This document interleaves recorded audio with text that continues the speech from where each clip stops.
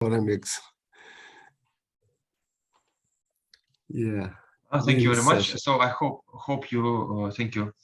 I hope you see my screen. Yeah, with the title. Okay. I do see.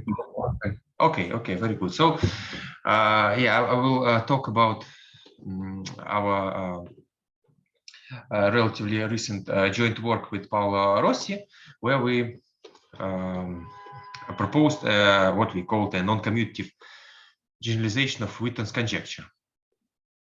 So the plan is the following. So I will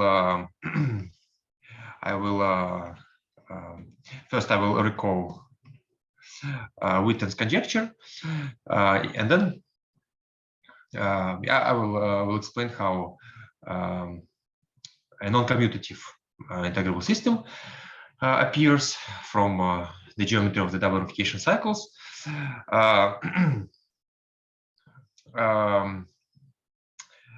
Yeah, so yeah, so for me it's yeah, I mean, for me it's I like this result. Yeah, first of all, because it's a generalization of Witten's conjecture, yeah, which is a remarkable statement. So, and we get some. Indeed, we get a generalization. So we get some family of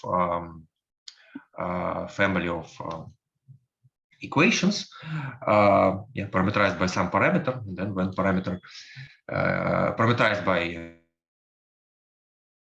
parameter is 0, then we get exactly what Witten's conjecture says. So yeah, and then yeah, and the second, maybe the most important, is that here we observe non-commutative integrable systems, which people did not observe before in this framework.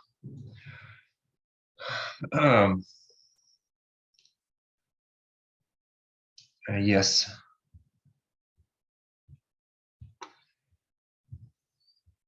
Okay, so since it's a school, this event is a school, so I decided to make some introduction.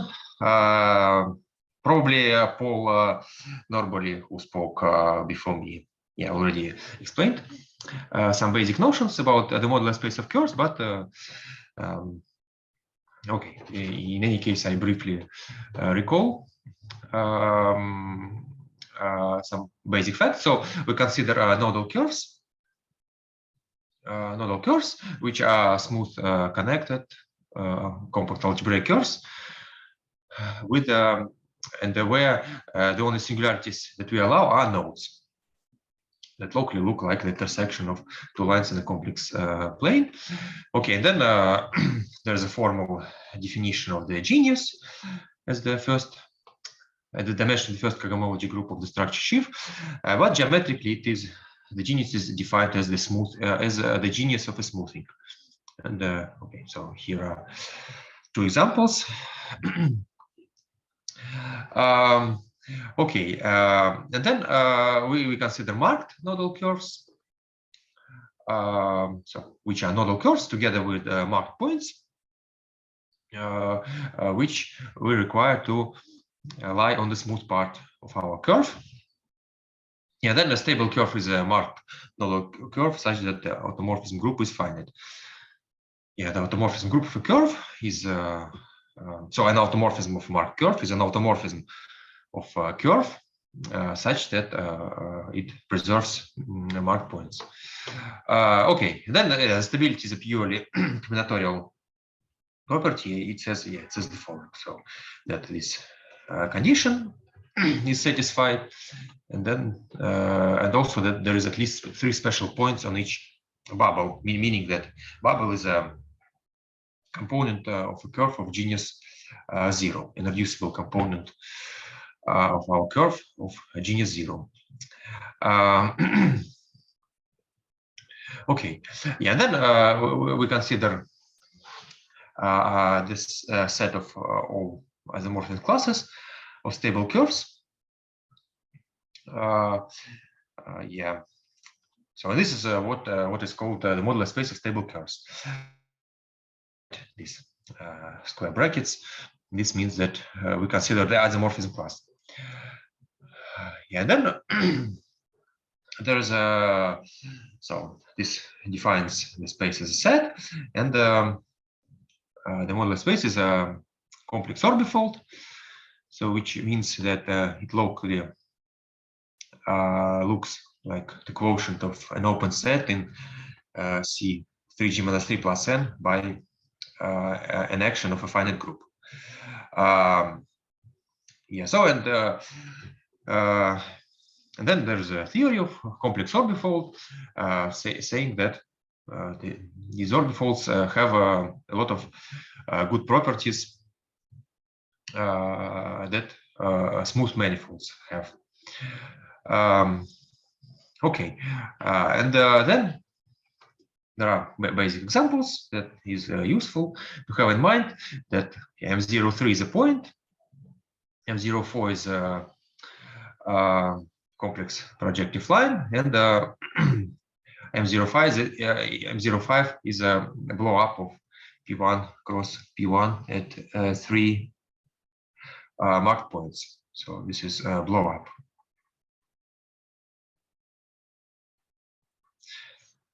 Yeah, and in general, M0n is a smooth complex orbifold, and in genus one, it's not the case. M11 is the complex projective line with 2 orbifold points. Yeah, and then okay, so I guess all this was I guess Paul mentioned all these things in his lecture, but yeah, correct me if I'm wrong. So we will consider natural cohomology classes on MGN bar. So again, so we have yeah, again, I guess this was also in Paul's talk.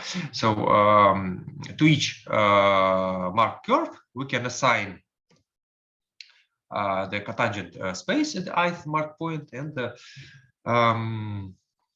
okay, so and then considering all curves in our modular space, we obtain a family of one-dimensional vector spaces over the modular space of curves, and this gives a complete line bundle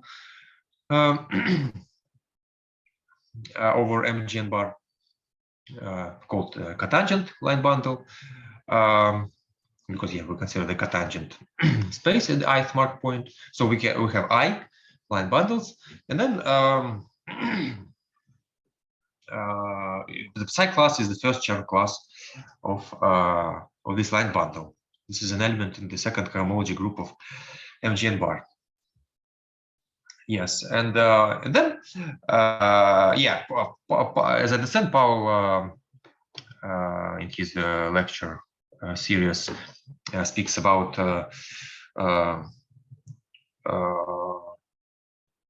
yeah, some cohomological relations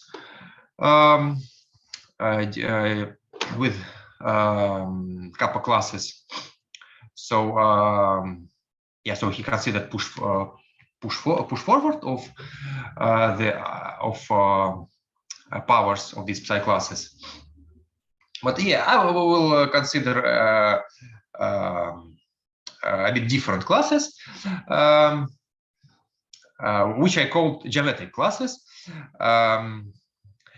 Yeah, so and these are classes that can be represented by pictures. And in order to understand what I mean, let us consider, I mean, the crucial, in order to understand what I mean to represent a class by picture, I mean, the main thing is to understand the notion of a gluing map. And there are many gluing maps, and actually, there are two families of gluing maps. So the first gluing map is the following. An example of a gluing map is the following. So we can, if we have two curves, then we can choose a point on the first curve and a point on the second curve and glue them. this gives a nodal curve, right? This produces a nodal curve. So these two marked points disappear and create a node. And this gives a map, this map. Yes. So yeah, so you see, yeah, this is a very clear thing. So corresponding to gluing points. And there is a second, I mean, yeah, there are many gluing maps. So because of this sort, because we can choose the number of points that we glue, and also we can actually, because we have remaining points here, and we can renumber them, relabel them, yeah, because actually, a point in our modular space depends on labeling. So actually there is a family of glue maps where we can choose the number of points that we glue and the way we renumber these points. Okay, but also we can glue two marked points on the same curve. But yeah, I don't. So I think it's quite obvious. So I don't draw a picture of this. And there's let me present an example of a geometric class. So these geometric classes that I consider correspond to graphs. And here I draw an example of a graph. I mean, I consider graphs that can have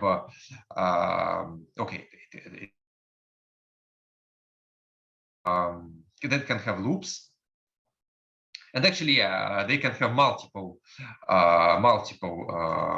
edges. Yeah, so I can have multiple edges, but okay, in this example I have only one edge, and we also have half edges. Yeah, these half edges, legs, often called legs. And also we assign a number. You see, there is a number to each vertex, and then we also put psi to some power near here. Yeah, and what it means? It means that we create a cohomology class in the modular space of curves. How do we do that? When we see an edge, for example, this loop, it corresponds to a gluing map. Actually, the one that is analogous to this one. So when we glue two marked points on the same curve. So here actually I draw this example. We glue two marked points on the same curve and produce a curve of a bigger genius.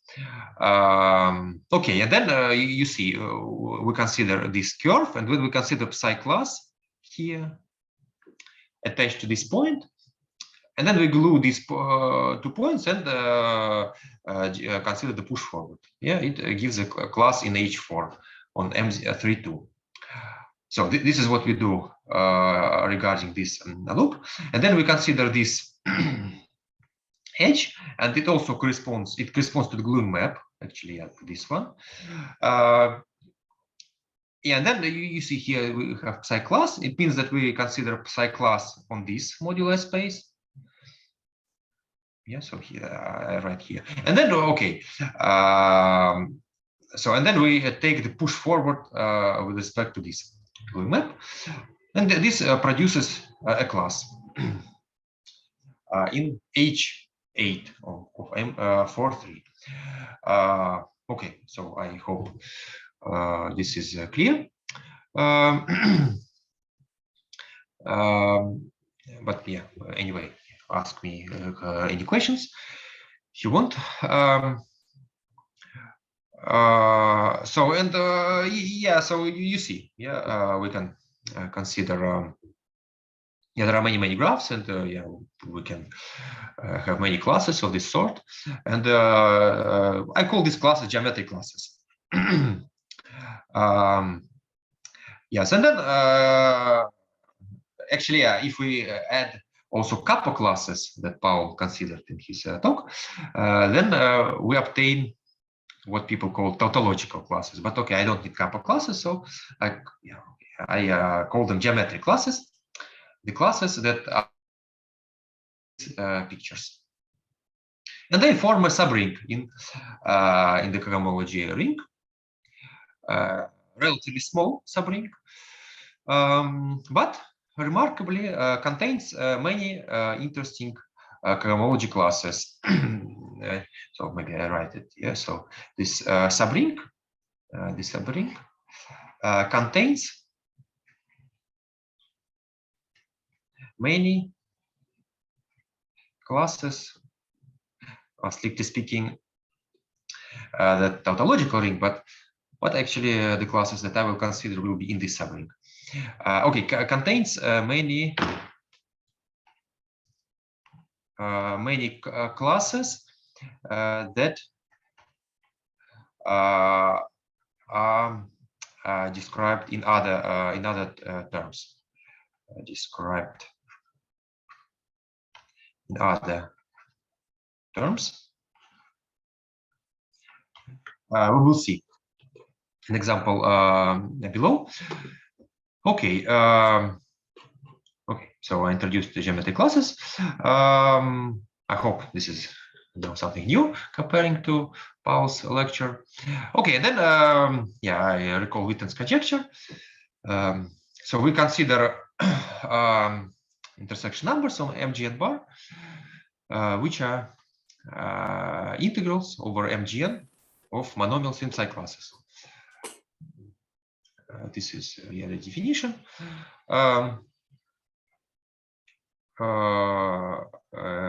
Yeah. So yeah. So I hope this is clear. So this is just an arbitrary integral of a monomial in psi class. Psi class over the modular space of curves. Okay, then we consider formal variables and consider the generating series of all these intersection numbers. Yeah, then yeah, okay, this is just a simple remark that indeed this series contains all information about these numbers. So if we take the derivative of this series, yeah, and evaluate it at 0, then we get the intersection number. Okay, and then Witten's conjecture, Conjecture's theorem says that the second derivative by T0 satisfies the Korteweg-de Vries hierarchy, where we identify T0 with X. So, which means that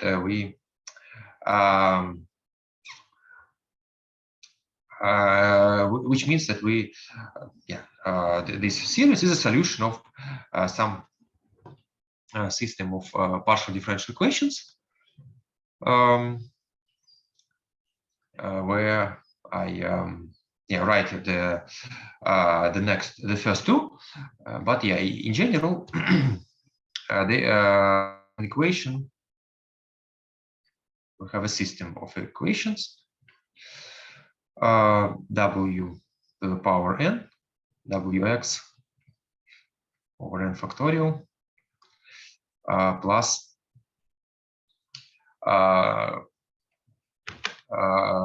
higher terms like this,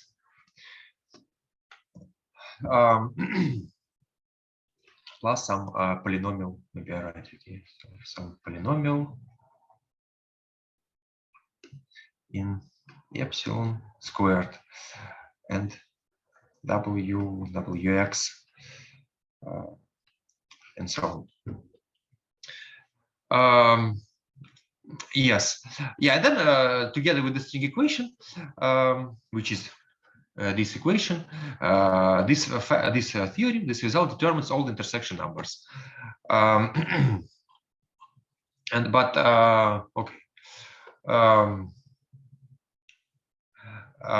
Okay, but maybe it's for those, just a remark for those who don't work with integrable systems, probably is a bit scared that, okay, that we say that this series satisfies some infinite number of equations, and okay, it's probably for those people it's not clear how this can help to compute all the intersection numbers. So I make a remark that actually the first equation, so I denote by star, the string equation. So actually there is a simple fact noticed by Witten that actually the KdV equation, so this is KdV equation,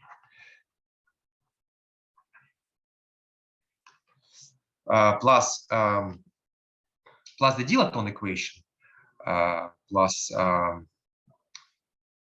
the equation df dt1 equals sum n tn df dtn plus epsilon df d epsilon minus 2f plus epsilon squared over 24. So these three equations determine all the intersection numbers. All the intersection numbers. One question. Yes. Sorry, do we have rho W over rho T0? I mean, yeah, but I mean it's yeah, people often sometimes add. I mean there is no. Yeah, so this is dw dt0 is wx, which is actually encoded here that identify t0 with x. So I mean there is no interesting equation for dw dt0. Equations that have interesting information start from T1, T2, and so on. But maybe in the generalization for the higher rank or the super general for the super Lie groups is interesting, or no? Yeah, yes. I mean, of course, if when people consider generalizations, like logical field theories that appear also in this framework of Lie algebras, then people have variables with two indices. Then the flows dt alpha 0 can be non-trivial. Can be non-trivial.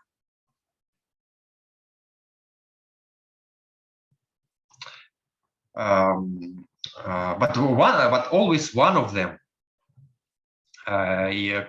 corresponds to spatial translations. Is given by this.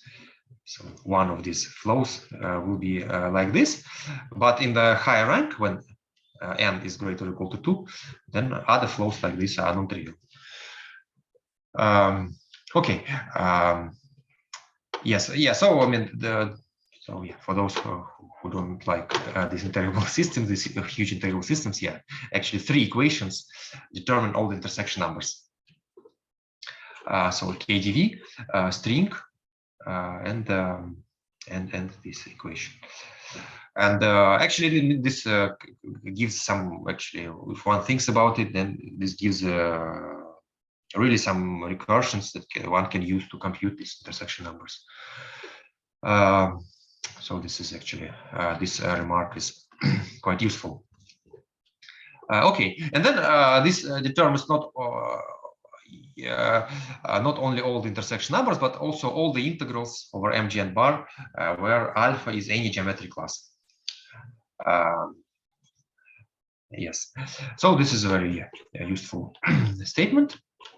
First of all, it's very beautiful, and the second, yeah, it's also quite useful when people study cohomology groups, cohomology classes on mgn bar.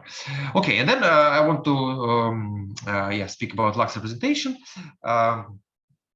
of the KGD, because this will be useful in the generalization. So we consider this operator for dx squared plus 2 epsilon minus 2w, and then we can write the following this system. Okay, and then what I mean, okay, when I write, I write like this.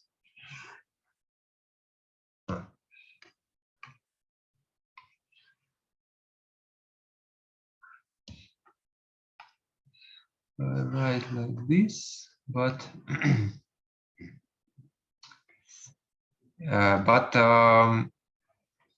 this is of course equal to just 2 epsilon minus 2 dw dti. Yes, and then here you see I take the commutator.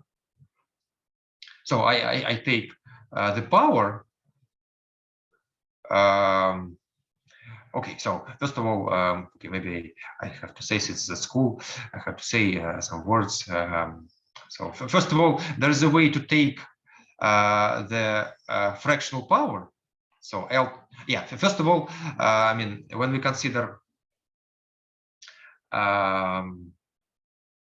okay, well, we consider pseudo-differential operators, so some expressions of the form, for example, dx sum an dx power n greater or equal than m. We consider such operators. They're called pseudo-differential operators because you see that we can have negative powers of dx. And then we can multiply such operators using the rule dx to the power n composition some function f is equal to the sum k greater than 0, the binomial coefficient dx to the power k f dx to the power n minus k.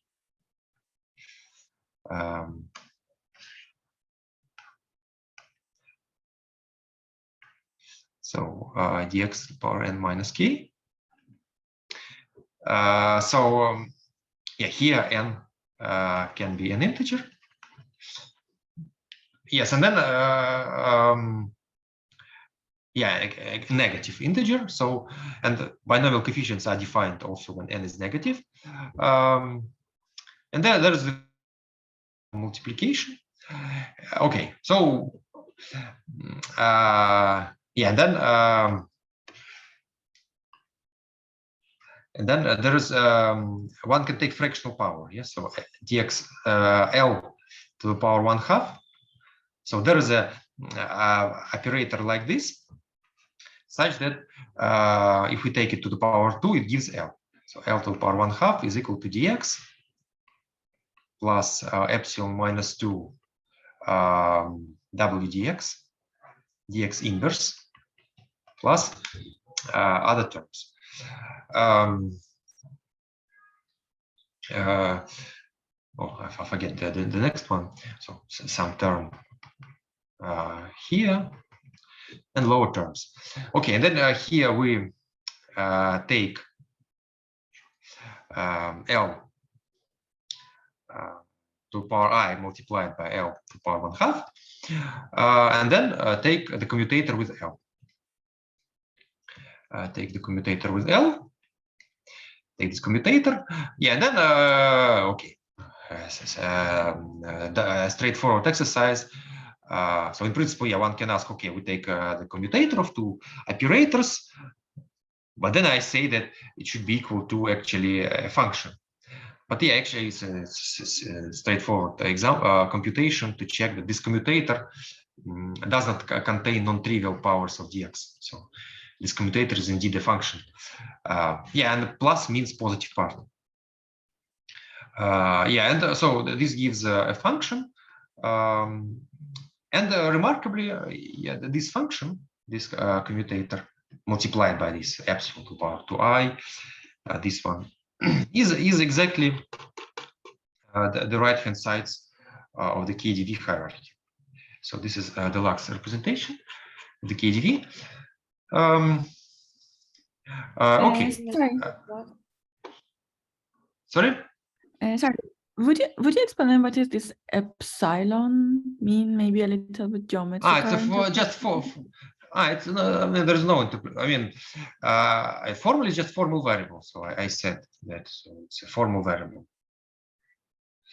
I mean, it is introduced in order to control the contributions from different genera. Yeah. So probably I forgot to put G here.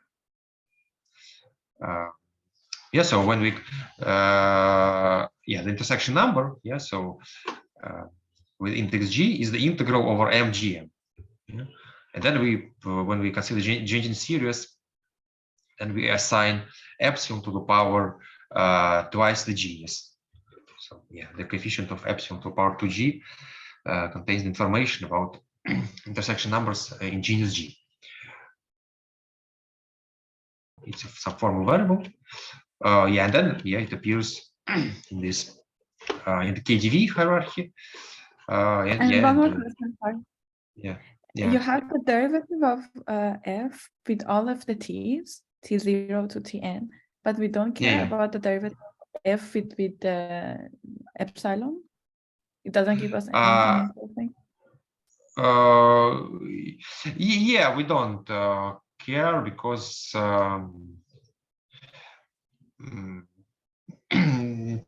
yeah, I mean, in this picture there is no derivative of epsilon there. So yeah. As I say, if we are interested in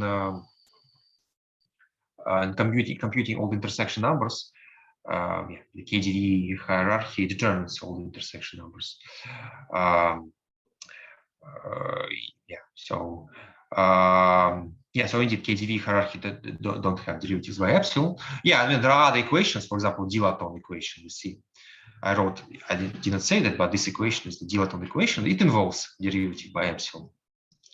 So yeah, in principle, there are some equations that involve derivatives by epsilon.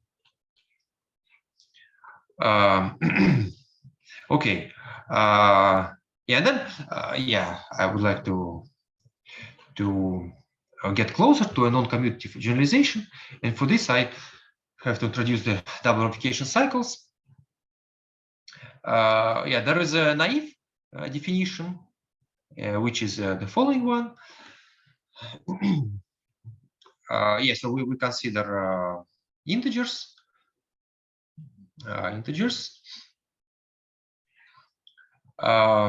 with vanishing sum, and then the naive class is defined as follows. We consider marked curves. So when I write MGN without bar, then I mean modular space of smooth curves. Then we consider marked curves such that this linear combination of marked points is a principal divisor. It is a divisor of some function, some meromorphic function on C. So okay, this gives some constraint, and this gives some subset in the modular space of smooth curve some suborbifold, some good subset, and then one can consider the closure. The closure, this one, and take the Poincare dual. And this, so the closure is some homology class. So as I said, this is suborbifold.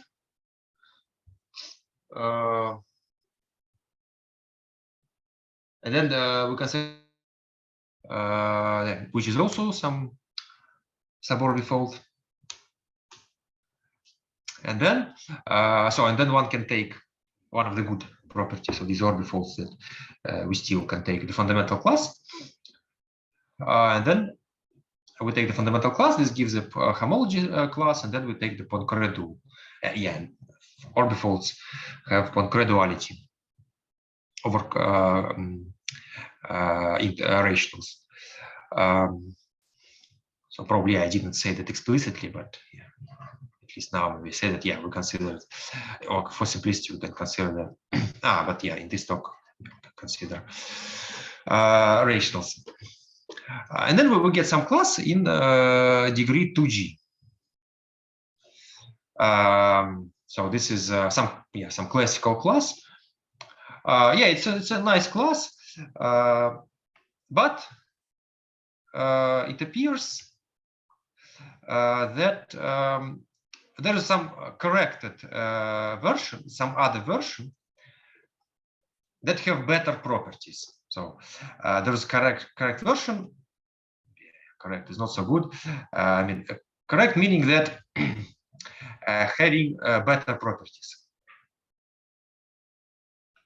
Having better properties.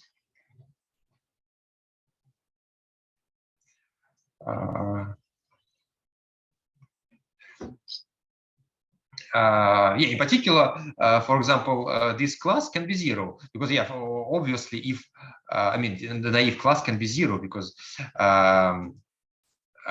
if all AIs are 0, then of course dr G naive 0, 0, 0 is 0.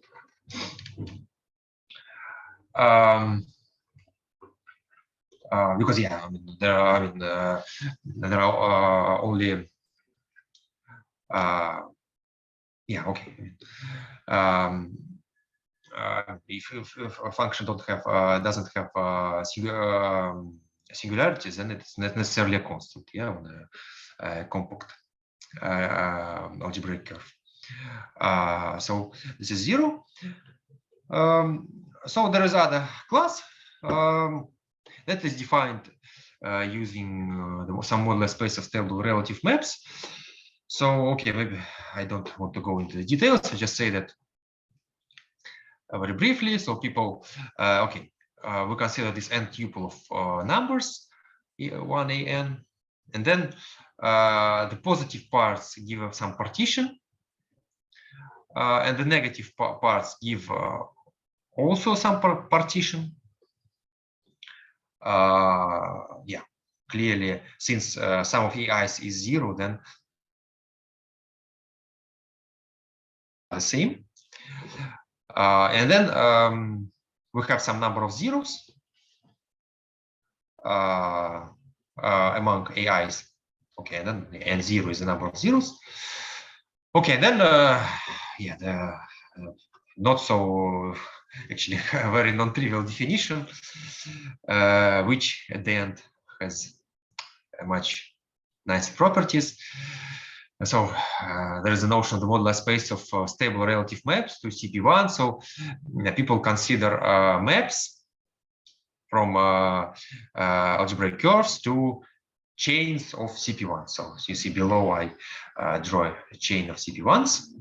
And then we consider maps from curves, these maps F from curves to these chain of CP1s. And then, yeah. Excuse me, Yeah. sorry. Could you go back a little bit and explain about the naive class? Yeah. Why is it an H2G? Yeah, it's non-trivial fact. Yeah. So yeah, I mean, it can be. Yeah, I mean, it can be explained at least at the level of an idea using the Jacobian. Yeah, so we, I mean, the theory of in the theory of Riemann surfaces, there is a fact. I mean, there is a effect, the following fact. So, given a curve with marked points, a smooth curve with marked points, then there is a map, and these numbers. There is a map to the Jacobian of this curve, to the Jacobian, and the Jacobian has complex dimension G. And then there's the fact that it's called Abel map. Yes, so from a curve to a Jacobian. And then the linear combination A1 x1, this linear combination is a principal divisor if and only if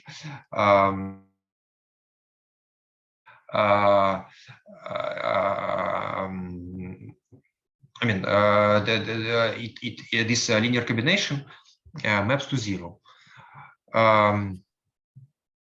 Maps to 0, and yeah, then I mean we do the same construction in a family. So there is MGN, and over it there is a universal Jacobian. So meaning that over each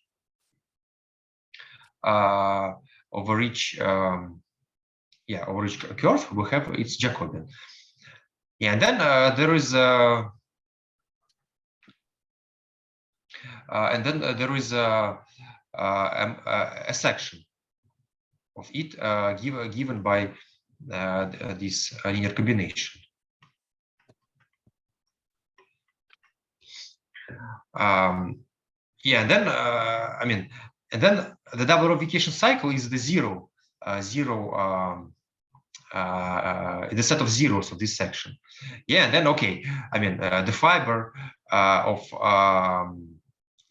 of this universal Jacobian has dimension G. Yeah, so okay, and then if we have a section, then assuming that we have some transversality, then I mean in general we expect that the zero section of some fiber bundle with fiber of dimension G, so the zero section has codimension G. Yeah, I mean, of course, one has to check transversality here. But yeah, so so this set in MGN, we expect that it has codimension G, and then I mean the Poincare dual class. I mean the complete codimension G, so a real codimension 2G. So from this we obtain that the dual class should be in the cohomology group of degree 2G. So I mean it's the level of the idea. Also, there is the positive part of A gives the partition, and I don't understand what is the positive parts and how does it give the partition. I mean, oh, this is very simple. Suppose we, I mean, no, A is something I don't know, 2, 1, 0, 1, minus 1, minus 1, and minus 1, like this. Yeah. So then I just take the positive parts, 2 and 1. Yeah. Then mu is the partition 2, 1, and then I take new negative parts and the new 1, 1, 1. So I take negatives of the negative part. Yeah, and then n0 is 2. So because we have 2 zeros.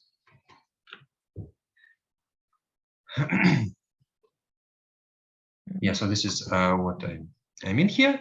Yeah, and then indeed here we have the weight of mu is 3. This is equal to the weight of mu.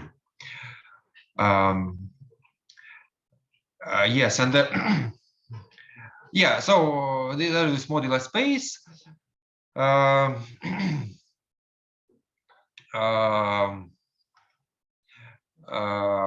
Yeah, parameterizing now curves together with the map to the chain of CP1s.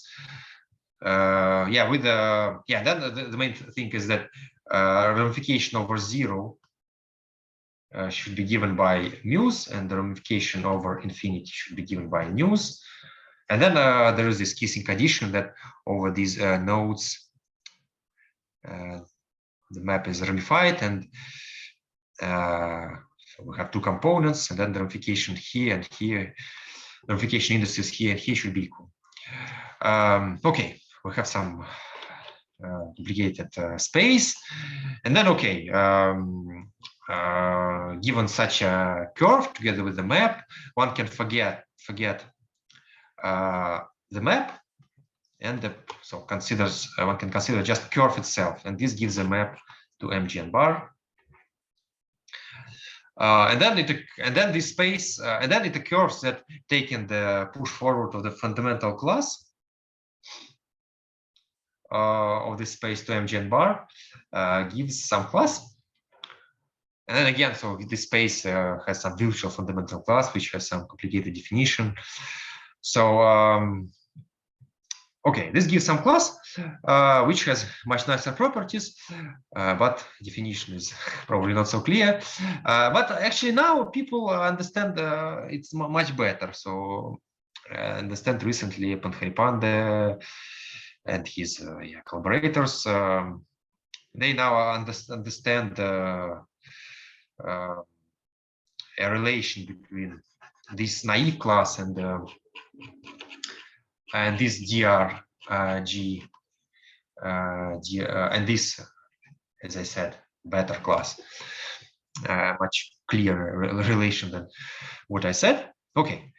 So I mean this class DRG, okay, defined in this formally using this complicated definition, has much nicer properties. Okay, in particular, now DRG of 0, 0, 0 is not 0.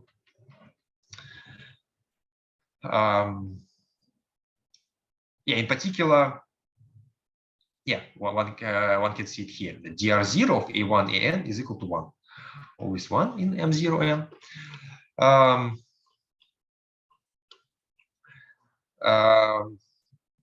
Yes. Actually, ideologically, this class is also good, DRG naive, when not.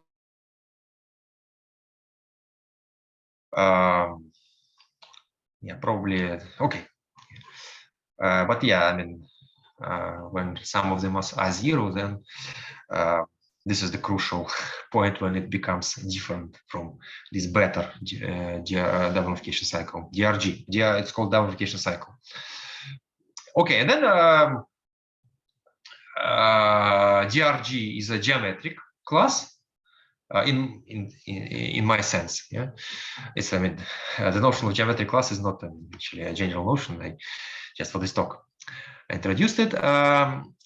So it's geometric class, meaning that it can be represented as a linear combination of these pictures. Of this sort.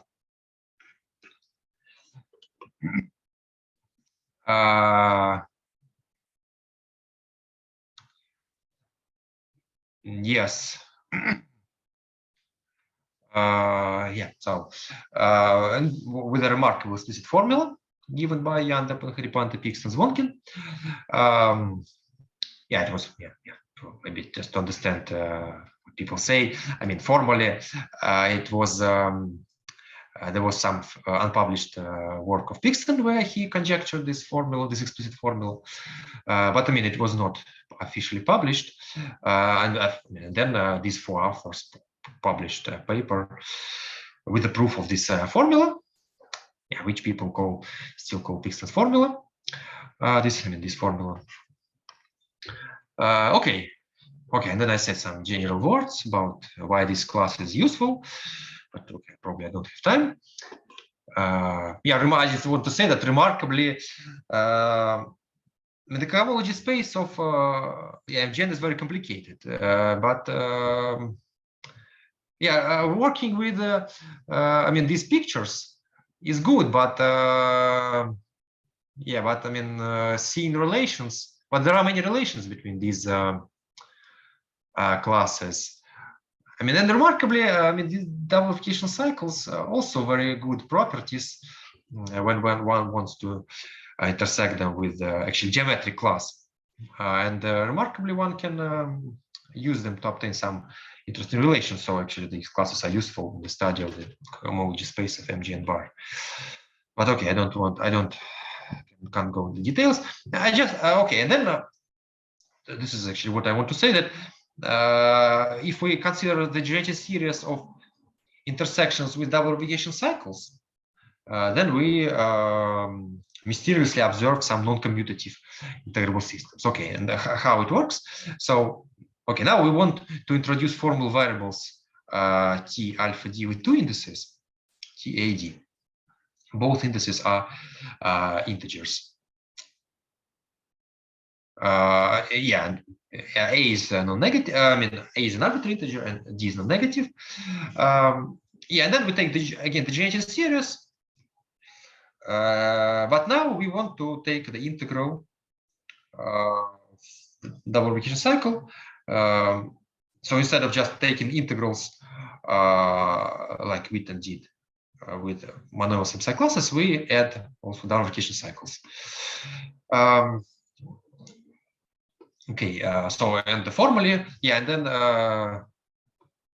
yeah, so why did I write mu here? We will have additional variable later, but yeah, here, so we still have epsilon and mu, epsilon and t's. So some huge formal power series. Sasha. Yes. Whether we can replace this integral as the with the integral of products of psi classes over the double ramification cycle, instead of writing double ramification cycle under the integral. You want to write it below? Yeah. Oh, Is it yeah, of course. I mean, yeah, of course. I mean, just another way to write it. Okay. Yes, and actually, maybe I want to say, yeah, a remark. Actually, maybe I mean, for those who are frightened of this definition, that what you see, this double replication cycle naive. I mean, it has yeah, this very nice definition, but some property, yeah, very nice definition. I mean, there is this other double replication cycle with, I mean, with a very complicated definition. Yes. Okay, and then this complicated double replication cycle has some explicit formula. But this naive one doesn't have such a good formula. But remarkably here, for example, if one considers these integrals,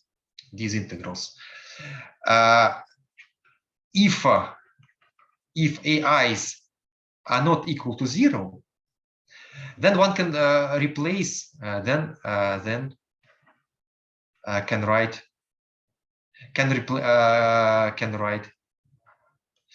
DRG naive.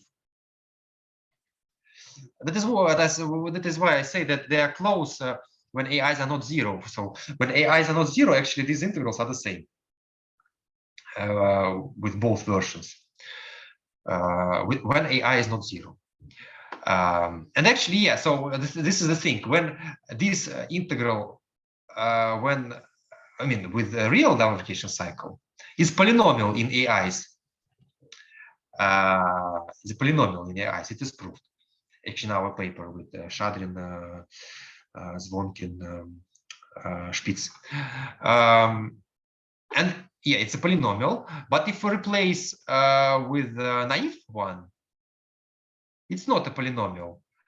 Exactly when some of AIs are not 0. But when AIs are not 0, it's still a polynomial. So, and then just by polynomiality extended to the values of AIs, to the 0 values of AIs. So actually, yeah, in this generated series, one can avoid this complicated class. This is what I say, and use the naive one. Okay, and then how the non-commutative KDV appears. Yeah, and remarkably, this Lux representation is very, I mean, universal. So I mean, it works. I mean, in the theory of integrable systems, people are interested in equations that commute. I mean, you know, I mean, if you have two PDEs, like in like in the theory of ordinary differential equations, geometrically people represent ordinary differential equations by vector fields, and okay, two vector fields can commute or can not commute. Yeah, so people say that two PDEs, two ODEs are compatible if the vector fields commute. Yeah, and here we have the same thing. PDEs, we have the notion of compatibility of PDEs, like commutativity of vector fields. And then people in integrable systems, they are interested in systems of PDEs, compatible PDEs. And then it appears that this Lax representation, I mean, and this compatibility of PDEs is a pure algebraic property. And it appears that this Lax construction of the KDV, if we, if we formally do not require that WXX do not commute, then still we get a system of compatible PDEs. Okay, for example, do not commute. For example, people one can imagine that W now is a matrix. Yeah, is a matrix. So it's a matrix.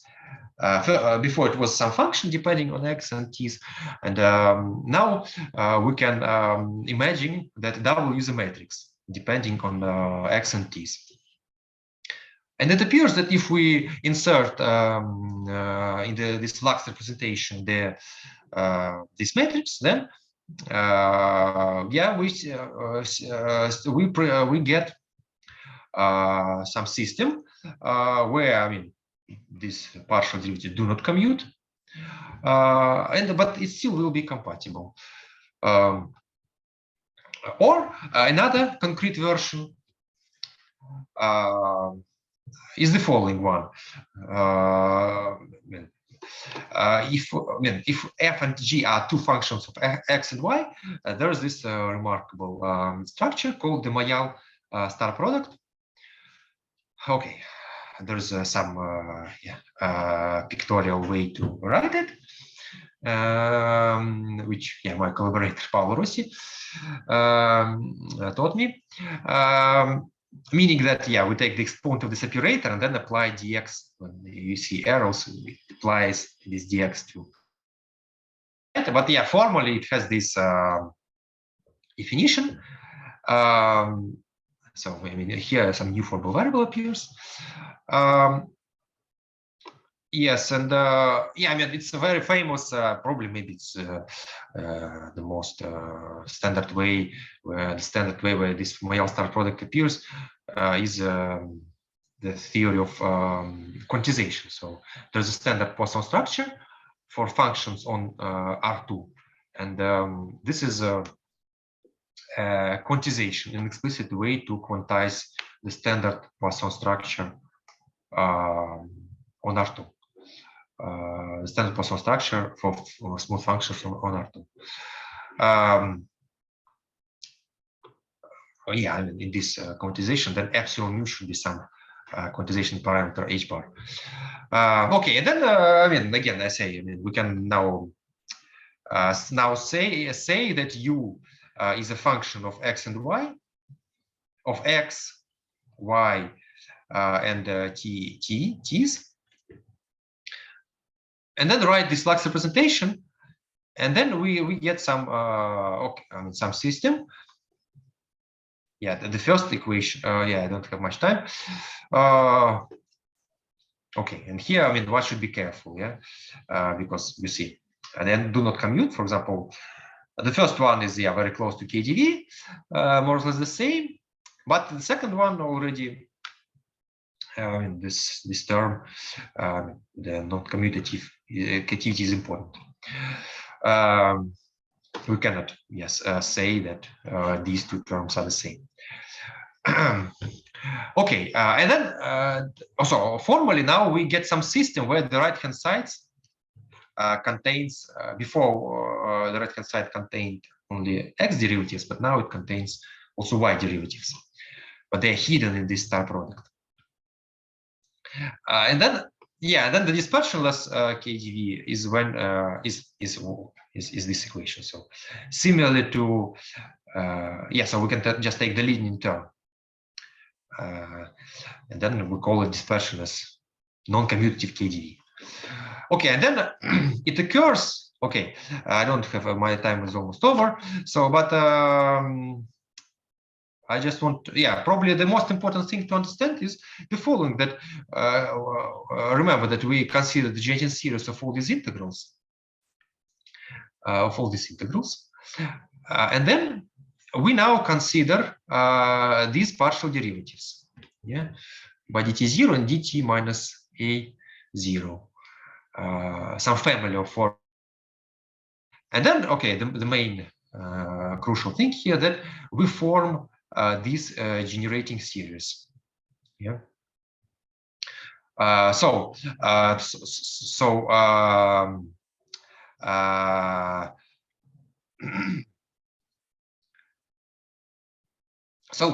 WDR becomes now formally it becomes a function of t's. T's, so it depends on t's, y, and okay, formally also epsilon. Yes. So, but here in this story, we want to define t0, 0 with x. Yeah. So now we want to get closer to the Ismail star product. Yeah. So here we have dependence on x, y, and some other t's. Okay, and then, okay, probably this is, don't look at this. This is just some change of variables. Since I don't have time, probably don't look at it. So just think about these guys. So, and then our conjecture says that this u, or okay, as I said, don't look at this change of variables. This WR, this formal function of x, y, and other t's, satisfies the dispersionless non-commutative KdV. Yeah, so meaning that there's this system of PDEs. Yes. Yeah. Okay. My time is over. So so just maybe 1 or 2 minutes. How to observe the full non-commutative KdV? Yeah, and then remarkably, it comes from this explicit formula for Pixton's class. So again, since I don't have time, probably don't think about this formula very much. So this is just okay. This so Pixton's Wheaton, they introduced some class.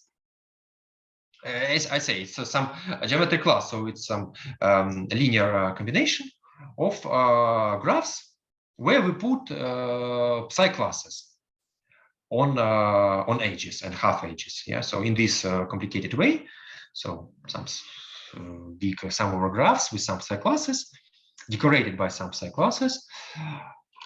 Okay. Okay, and then at the end of these considerations, they got some family of classes. Okay, this one. They got some family of classes in H2D. So here, yeah, D, yeah, so D is greater or equal to 0. Yeah, and then yeah, there is some limit process, non-trivial, yeah, which was invented.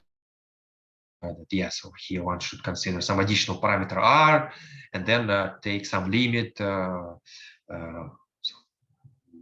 Okay, then I mean, R goes to infinity in some sense, and okay, one takes some limit. Okay, then one gets some family of classes,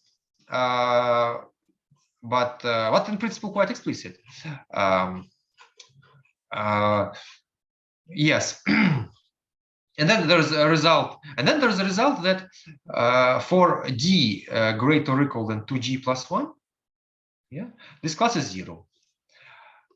Yeah, again, here AIs are like in the double replication cycle story, so AIs is 0. So, and then the result of Pixels Wonkin is that double replication cycle is the top class. when d is equal to g. Yes. In particular, this gives some explicit formula for this class. But then there are also smaller classes with smaller d's. And then in this paper, they remarked that for smaller d's, they do not know a geometric interpretation of these classes. So, and in particular, as an extent, at the moment, still people do not have, still it's not published. So I do not know of any geometric interpretation of these classes for d less than g. But from the point of view of the intersections with psi classes, I mean, we have a conjecture that the intersections with all these classes, they have a very nice structure. Yeah. So, and we do the same. We just for the double verification. So we just now want to intersect not with double verification cycle, which appears when g is equal to g. Yeah, it's dr cycle. But with for all j's. Yeah. So we just consider the series of the intersections with these classes, and then here we introduce this new parameter mu. That controls j that we take. Yeah. Okay, and then we do the same change of variables and the same tricks, and then it occurs that if we consider this thing, that this gives a solution of the full non-commutative KDE. So these corrections, meaning so these guys correspond to the intersections with double verification cycles, but then mysteriously these corrections corresponds to these lower terms of Wheaton's class that do not have geometrical interpretation. But yeah, from the point of view of integrable systems, they have this quite interesting interpretation. Okay, so my time is over, so I stop here. Thank you very much. Okay, let's thank Sasha. And other questions, comments?